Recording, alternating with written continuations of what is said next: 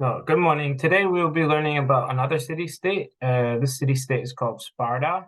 Sparta was located in the southeastern part of the Peloponnese of the mainland of Greece in the Eurotas River Valley.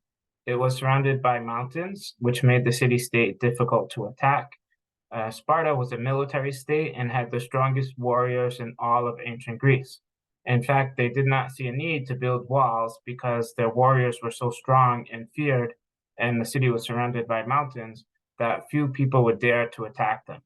The Spartans themselves were actually descendants of the Dorians who had invaded Greece with iron weapons some hundreds of years before the time of Athens' democracy.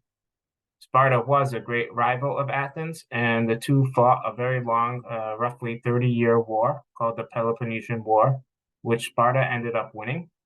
Uh, the two sides wore each other out over many long battles and periods of truce until the Spartans were eventually victorious, in part because of a plague that descended upon Athens, great sickness.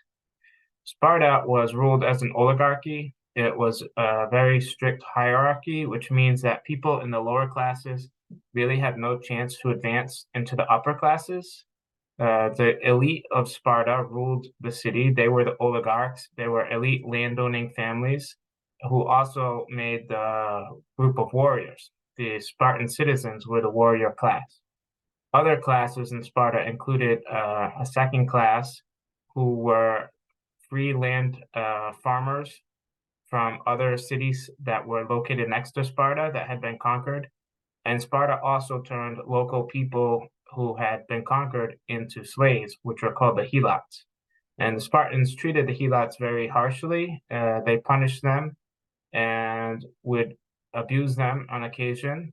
In fact, Spartan boys were trained to steal from the Helots. They were trained to treat them badly, and this was the way things were for several hundred years. The Spartan rule was so harsh that the Helots really hardly ever dared to rebel against them. So in Sparta, things are somewhat different than in Athens in terms of the roles of men and women. Young boys in Sparta at the age of 7 are sent to live in a barracks in order to train for a military career. So they're treated quite harshly. They are given very thin clothing, even though the winters are quite cold. They're given poor shoes, and they're encouraged to steal. The reason this is done is because the Spartans want their warriors to be the toughest in ancient Greece.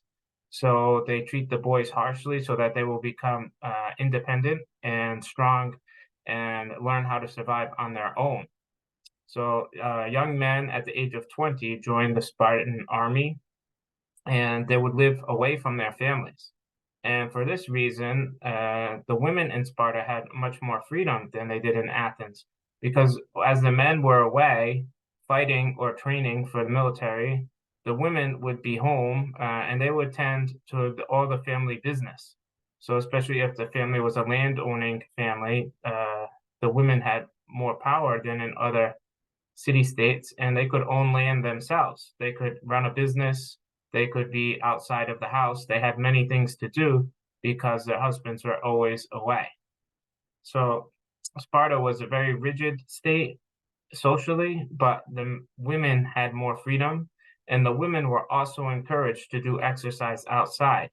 Were trained to be physically fit. That way, when they were entering motherhood, they would have strong babies. And in fact, in Sparta, they had a practice of testing the newborn babies. When they were born, they would be inspected, and if there were any defects, physical defects in the baby that were perceived, the babies would be left to die on their own. This is a practice called infanticide because the Spartans wanted only the strongest people to be part of their city state.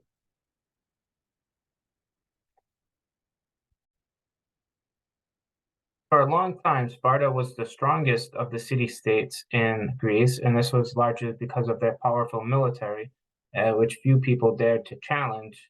They were very strong on land, whereas the Athenians had a strong navy.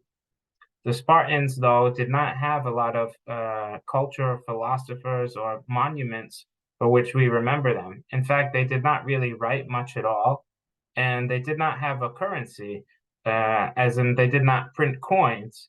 What they did was exchange iron bars as a form of currency.